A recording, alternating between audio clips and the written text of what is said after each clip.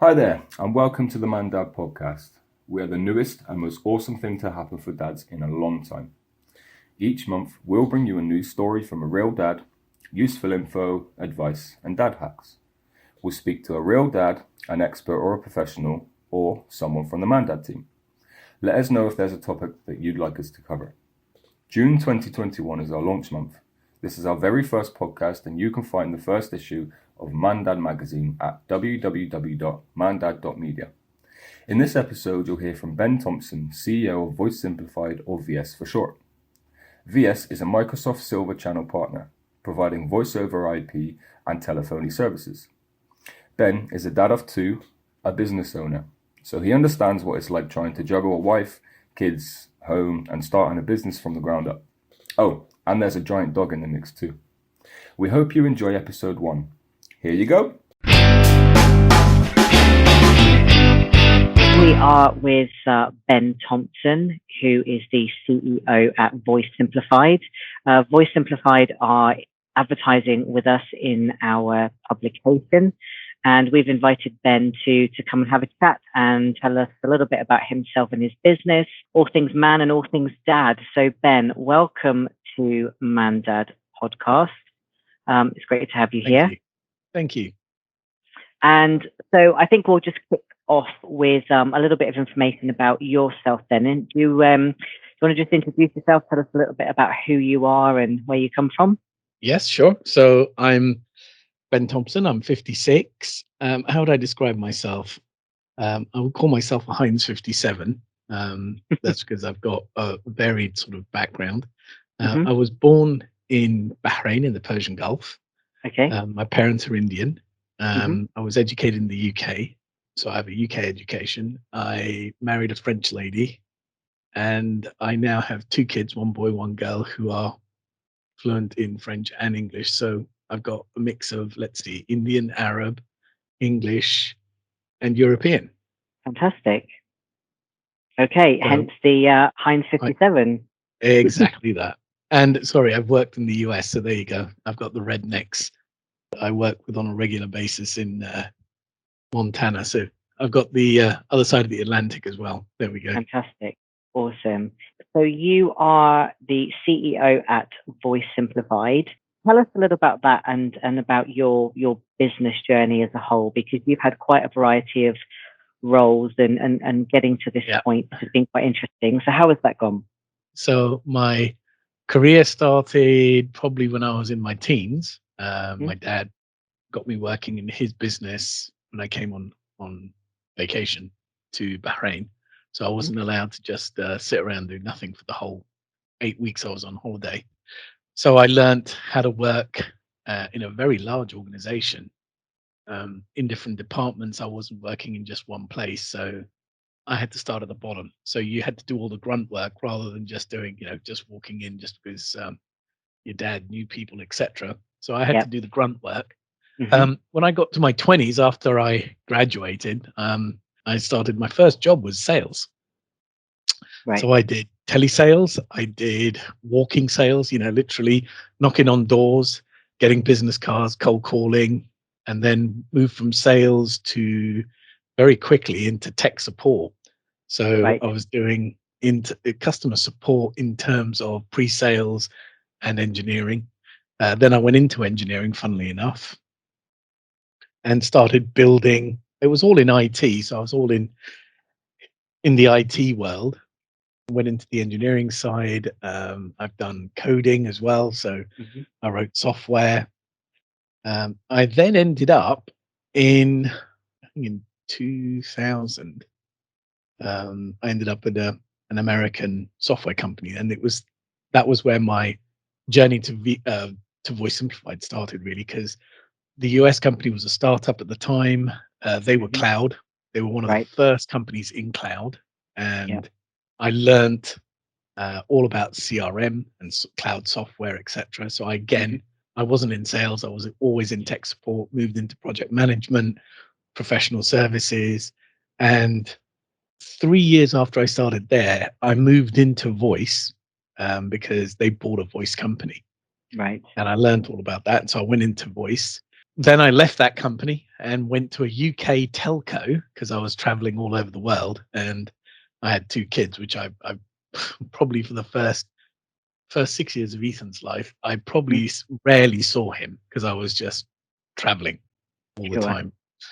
2008, I moved to a UK telco. That was my first telco. I was managing 2 teams. Company got taken over in 2010. I then started managing the whole voice part of the business at one point. And then in 2012, I left that to start my own business because I felt I'd got to a point where I'd had enough experience to start my own business. I knew where I wanted to go and what I wanted to do. I had some really good people that I could pull into the business from the very get-go, which I did, and they're still with me. Here we are, 2021, 9 years on. Fantastic. So that's just a very quick. There you go. Yeah, a quick tour through the journey, and just to summarize, I guess, because you guys do a lot within your company, but what does Voice Simplified do in terms of the services it provides, and what sort of companies do you support? We're a cloud-based business telephony service provider. We're actually a telco in the UK, so we're registered with Ofcom. We have our own number ranges. We have our own platform, an end-to-end platform, where we can provide services to our direct customers, but we've also built it around resellers, Microsoft resellers. So we integrate into the Microsoft family, Microsoft Teams. So we provide Teams telephony, but we also provide standard telephony. So our platform is agnostic.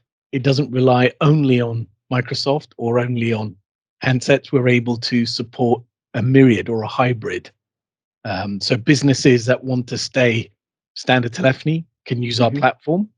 Those who want to use Teams can use our platform, and those who want to use a mix can do so as well. Our platform is global, so you can plug in from any country. I mean, Teams is, you can plug and play from anywhere. And we can provide numbers to our customers internationally. So depending on which country they want, we're able to provide the telephony in those countries. Fantastic. And how has the pandemic affected your business? Have things, kind of cooled off a bit, or has business been booming due to COVID-19? We've been busier because of the pandemic, purely because a lot of businesses that were on premise, office based, suddenly realized that they couldn't get their staff into the office. They were going to have to either furlough everybody, or if they wanted the business to survive, people had to work from home.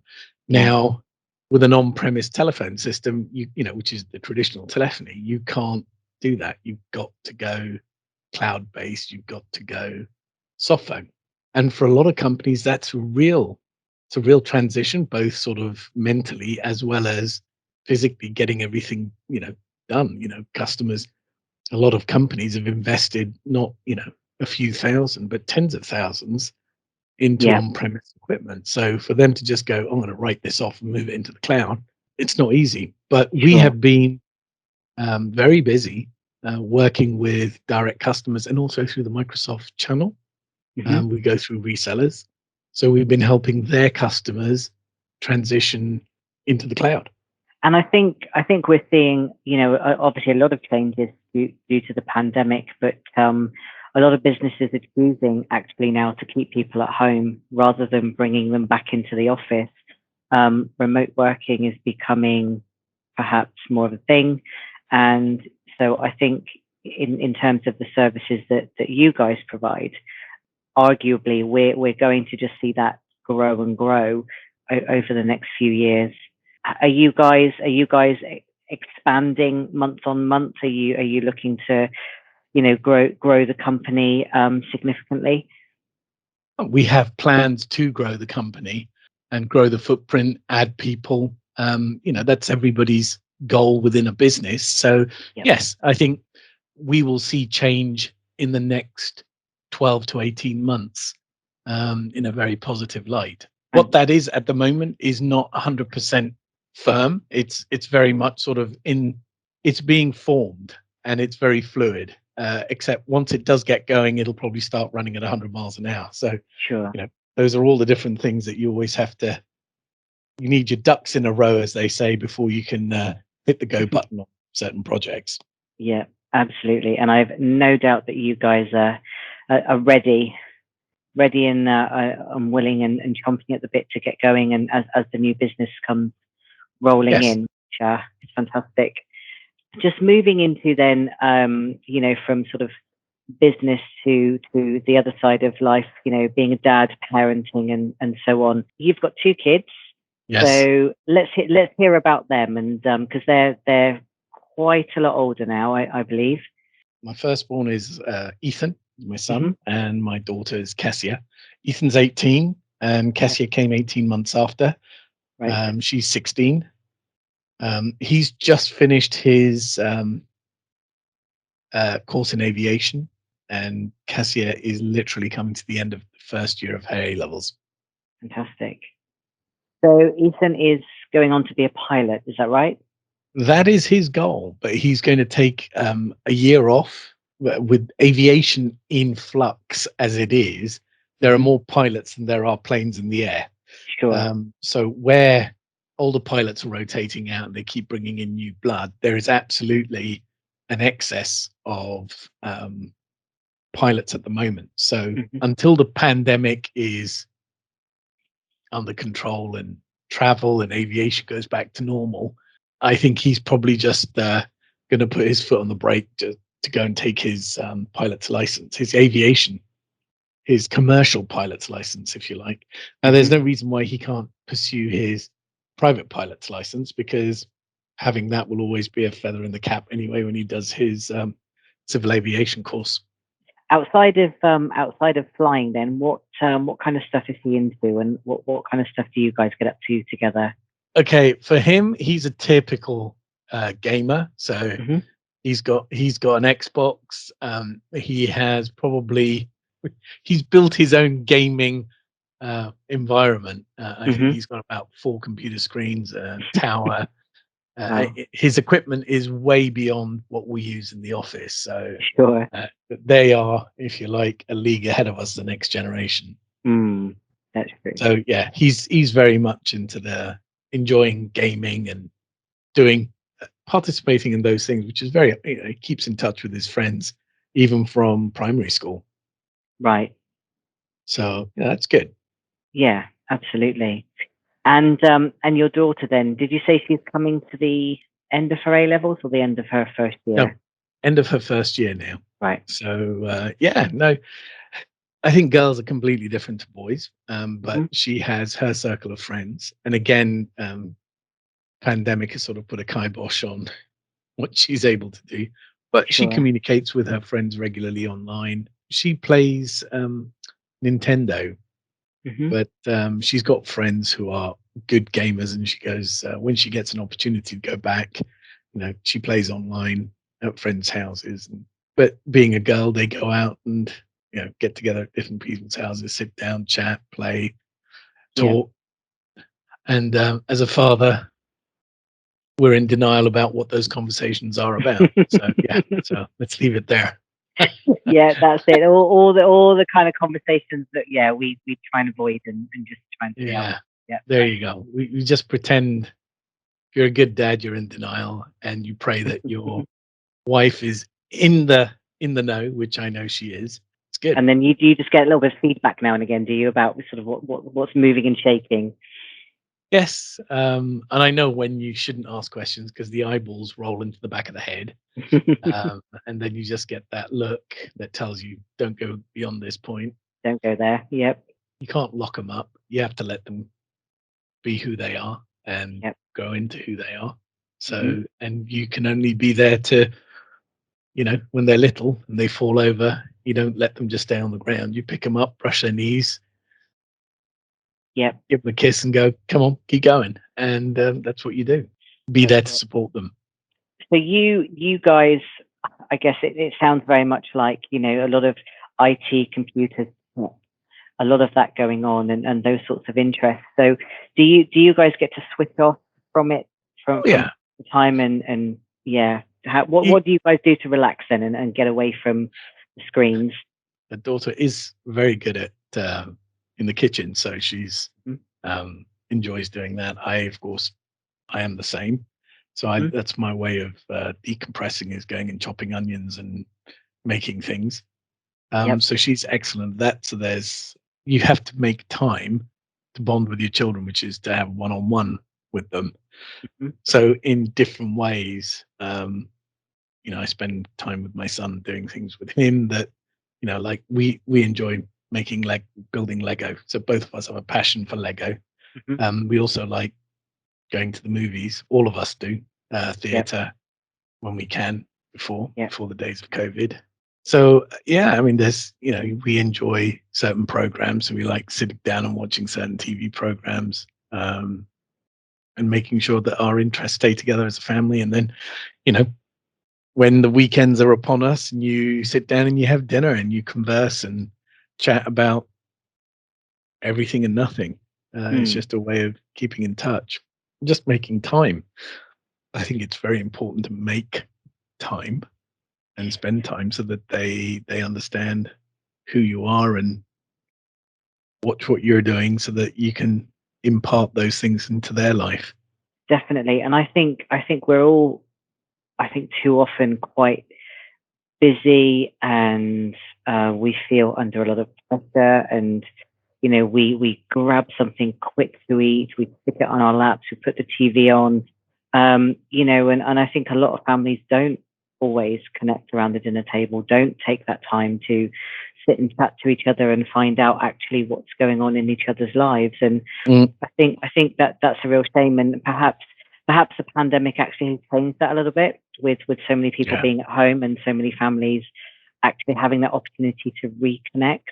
But I guess we'll see what comes out sort of the other side. If we get back to some sort of normality, will we continue to connect, or will we just sort of go back to being busy and being a bit hectic and not connecting? I guess it'll be interesting to see what happens.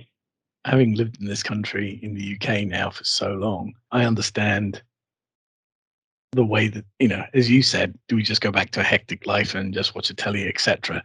Mm. If I've learned anything from being married to a French lady, they're very family orientated over in France. Dinners, you sit down, you don't rush your dinner. You Hmm. sit down, you chat, you talk.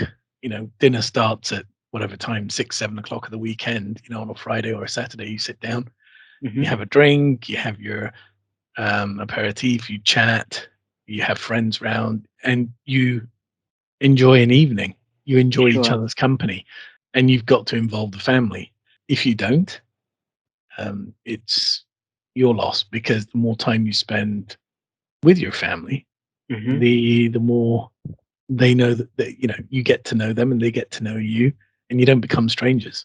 And I think if you lose that, then you have no way of communicating with the next generation. You can't bring them to understand your perspective. Mm. When you go, guys, don't go down that path, it's not good, Yeah. they will just go, hey, we know better than you. And I think if you haven't got a way of communicating, then you're going to lose that. That's it. And they're less likely to listen to you, less likely to understand where you're coming from.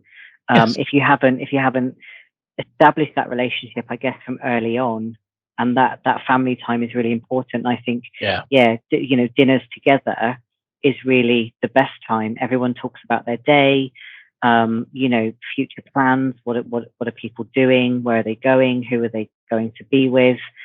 And I guess it's an opportunity for everybody to slow down and relax. Actually, isn't it? There's no TV on. I don't know. You might have some music going on in the background, maybe, but it's subtle, and it allows everybody that space to just be, to focus on some good food and some good conversation.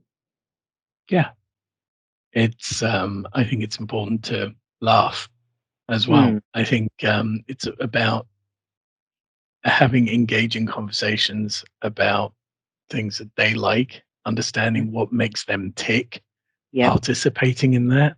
Cassia loves, I think it's called K-pop. Elaine is very much into that with her. So there's, I think it's about getting to know your kids and participating in what they have. And Ethan grabbed me the other day and he goes, quick, come out. And he's got this app that he can watch aircraft that go near our home. And he grabs me and we can see a Typhoon fighter going across the skies. We saw an air refueling aircraft going across the sky. So, it's sitting down and, he bought me a piece of Lego for my birthday, and you sit down and you make it and together.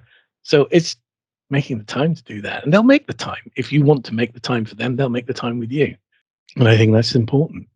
Yeah, absolutely. And my eldest is 7.5, and she is into Minecraft. Yeah. I don't get it. I am not a gamer at all, but I'm trying to kind of wrap my head around, the different, like the YouTubers, the players that record their sessions and they talk you through what they're doing and they make it all dramatic. And she loves playing it, and she loves watching other people play. And for me, I have no interest in it whatsoever, but I need to be interested for her because it's what she loves and it's what she enjoys doing and what she wants to talk to me about. So I think we absolutely need to take an interest and to get to know what it is that they're into, because before you know it, years have gone by and you don't even know your own kid.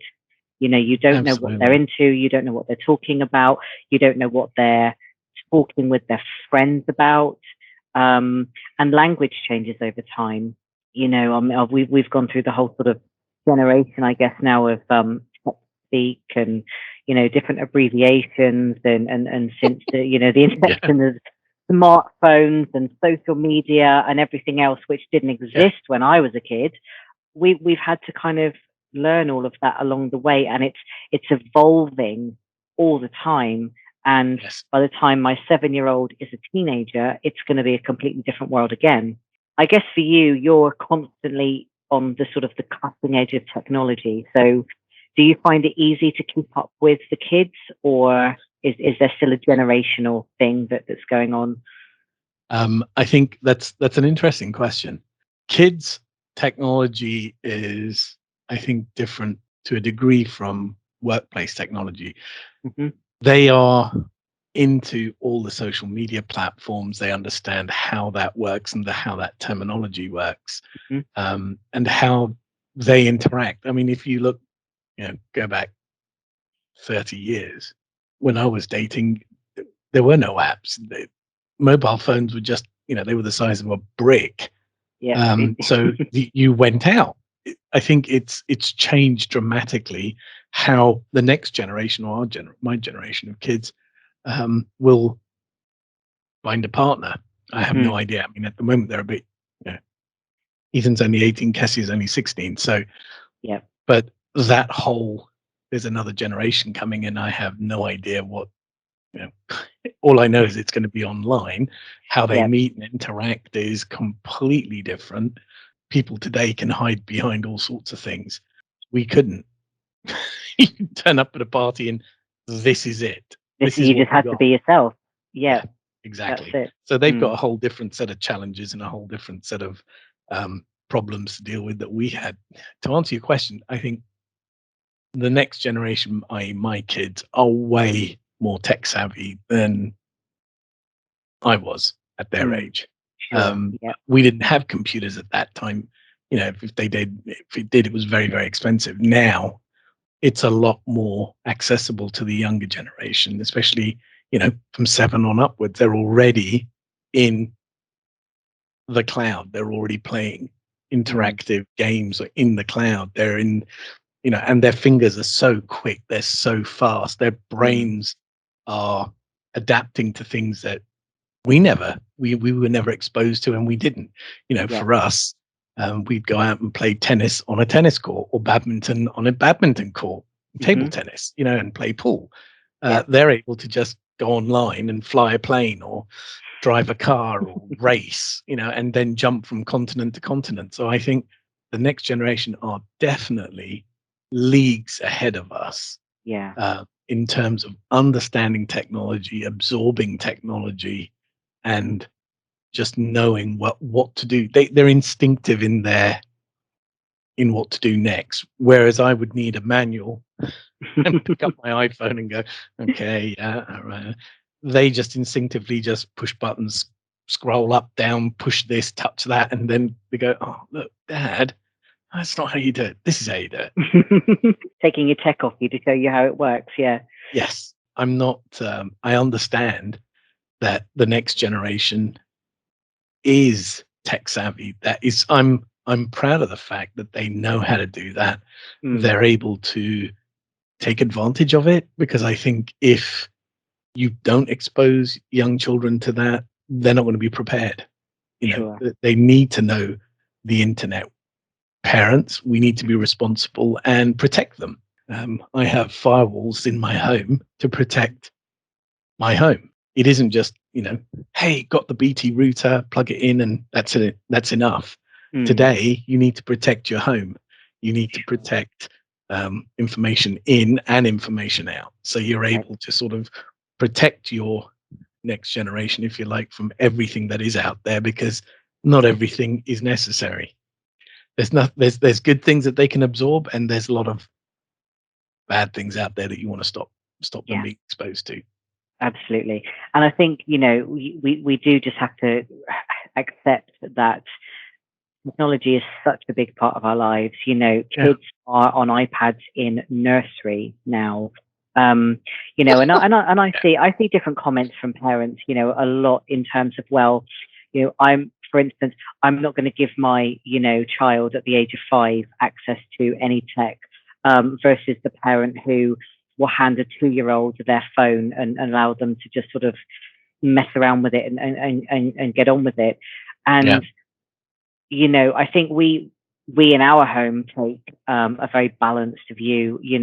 Our 7-year-old has access to tech. She has her own phone. She has her own laptop. But there are very, very strict rules in place in terms of what she can and can't access, when she can and can't use it, and limiting screen time and all of that kind of stuff. And if that trust, if you like, is abused in any way, then it's just pulled, it's taken away, and it's earned back. And I think that, we're fairly tech savvy. My wife certainly more than me, I will admit, but we put controls in place, and we make sure that we know what our kids are looking at, and if they are conversing with anyone online, or you set your rules, don't you, and you don't change them. And so I think so long as kids know what the rules are, and that their usage is monitored, then we need to allow them to interact with this stuff, because if they don't, they're going to be behind their peers. They're going to leave school with not necessarily the right skill set. And we're going to be relying on it more and more. And depending on how COVID-19 rolls out, and various lockdowns, we may even see future lockdowns, more homeschooling, more teaching being done online. And our kids and parents are going to need to know how to access this stuff and how to use it. Agreed. Especially with COVID, both of my kids were using Microsoft Teams to attend classes when they couldn't go into college. So they still had attendance. They still had to do their coursework. They had to use, everything was done online. So if they weren't tech savvy and they didn't have access to tech, things would have come to a grinding halt. So in that respect, it's good, especially if you have little ones. Back in the day, we used to have to drive to France to see Elaine's family and friends. So when you have young ones, easiest way to have a nice long car ride, give them a screen, put a movie on, you get peace and silence in the back. So technology is good in the car, especially if you're doing a long ride. With phones and iPads, it's great because they can just load up their favorite series and enjoy watching that on a pair of headphones, and that leaves the parents and adults to enjoy the traffic news and the radio or music in the front. Yeah, absolutely. And of course, we've got the added bonus now of video calling and being able to connect with people around the world, which is certainly a fantastic thing. I think, that there are people that will be disadvantaged by technology. There will be people who simply can't afford it. There will be people who, for whatever reason, cannot access certain technologies, and that I know was an issue during the pandemic and the various lockdowns with, some families and some school children not being able to access schoolwork, which is a massive shame. And I know various initiatives and some private companies have been involved in, dishing out sort of, from phones to laptops to broadband access, which is fantastic. But there will still be so many people that didn't have access, which is a massive shame. But hopefully, again, as things roll forward, that will become an easier process, and we'll have more and more accessibility, because technology, I think, is simply becoming a necessity as opposed to a luxury now. Yes, I think technology is no longer a luxury. It is absolutely a necessity. If you take just simple things in the pandemic, for example, like shopping, we do our shopping online now. Everything, grocery shopping online.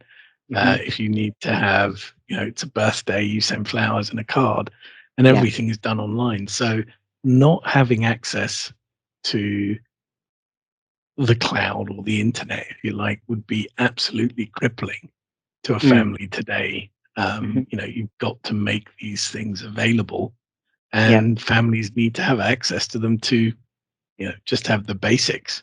Absolutely. And I think, regardless of circumstance, even things like universal credit and government gateway accounts and all that kind of stuff, it's all online. It's very difficult to speak to a human being these days. You've got to set up your online account. You've got to have access to email. Correct. So just simply to get by, actually, we need tech in our lives, and we need to be able to access it. I guess it will be interesting to see, if the government are able to further support families with that, having recognised how much it has been lacking through the pandemic, and how many families it has affected. So fingers crossed that we can get more technology into homes and more accessibility, obviously balanced with, taking time out from it, shutting the screen off and enjoying life, and not being glued to technology and sort of being ruled by it or addicted to it, as I know the case can be. There are things from Microsoft and Apple. I mean, those are just two platforms that just come to mind that you can use as parents. There are safeguards in place. Like, for example, I get Ethan and Cassia's. I get a weekly report from Microsoft on their time online. I also get any sort of warnings from my firewalls, and if there's any hits on the outside to the in. There's lots of things that you can put in to safeguard your family and how much exposure they have. Like you said, I think it's a balance. Getting too much is not good, but then you've also got to give them the freedom, because if you know a teenager well enough, if you say, no, don't do that, first thing they're going to do is run face forward into it. So I think there's a balance of understanding teenagers, because they're pumped full of hormones, don't know what's going on anyway.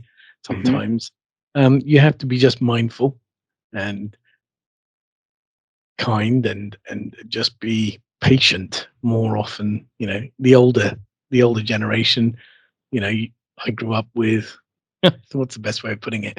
When I was at school, you get caned, you got the slipper, you got the chalk, the board rubber thrown at you. Those things are in the past. I think you have to communicate to your children. You have to explain things. You can't just get away with this or that, because they can just look on the internet and get the answer within 10 seconds. So Trying to hide things, I think, is really not a good idea. I Yep. think you have to be open and honest about these things and keep your children informed. Yeah, absolutely. And the more informed they are, the safer they will be. So yeah, it's all about that communication and relationship building, isn't it? We are nearly out of time, Ben. I know you've got other things to go on and do. So just very quickly, where can people find you? Where can they find your business, website, etc.? Give yourself a plug. You can find us online. So Mhm. the company name is Voice Simplified. So if you just go to voicesimplified.com, Voice and Simplified, exactly as they spelt, and phone numbers are there.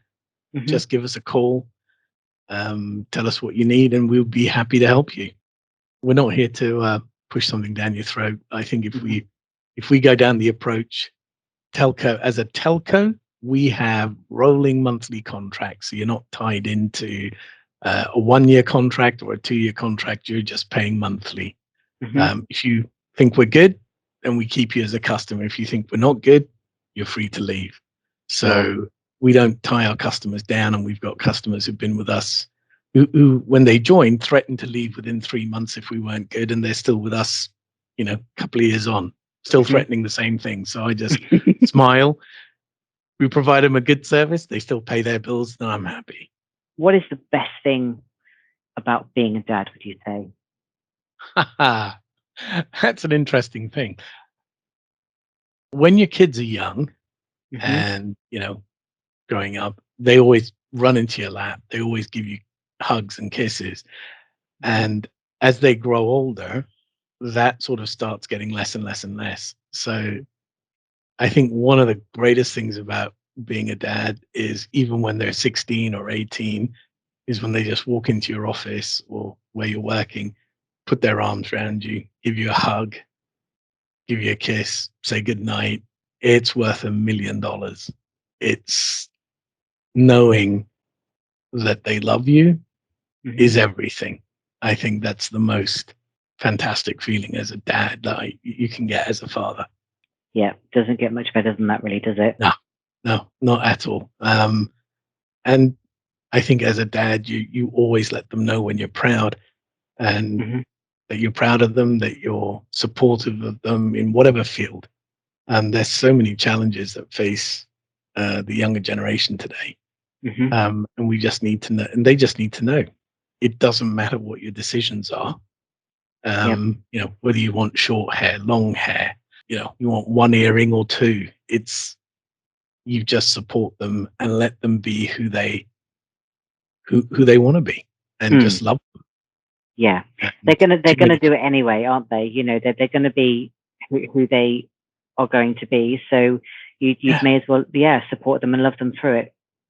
And just let them know. I think I've seen too many people who don't tell their kids or dads. I've come up from an Eastern upbringing where generally parents or fathers, they don't express their feelings to their children. I think you should always express your feelings of happiness, joy, success. You should always comfort them when they need to be comforted. And I think people need that to evolve.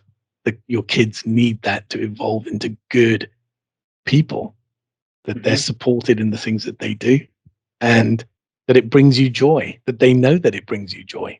Ben, I know you've got to go, so thank you very much indeed for answering some questions and having a chat with us today. And I wish you every success with Voice Simplified. Thank you very much. You take care. Take care. Thank you. It's Bye-bye. a pleasure to talk to you. Bye. So, how was that? We hope you enjoyed listening to Ben. The conversation raised some interesting points around technology in the home and children's access to it. Let us know your thoughts by leaving feedback or send us an email using hello@mandad.media and title the message #podcast. We're here to help dads learn, know more, and become the best dads that they can be. We're also about the big brothers, uncles, granddads, and the men who teach or coach. Join in the fun at www.mandad.media. Follow us at ManDad Media on Instagram and get involved. We'd love to hear from you and let us know if you have a show-worthy story to share.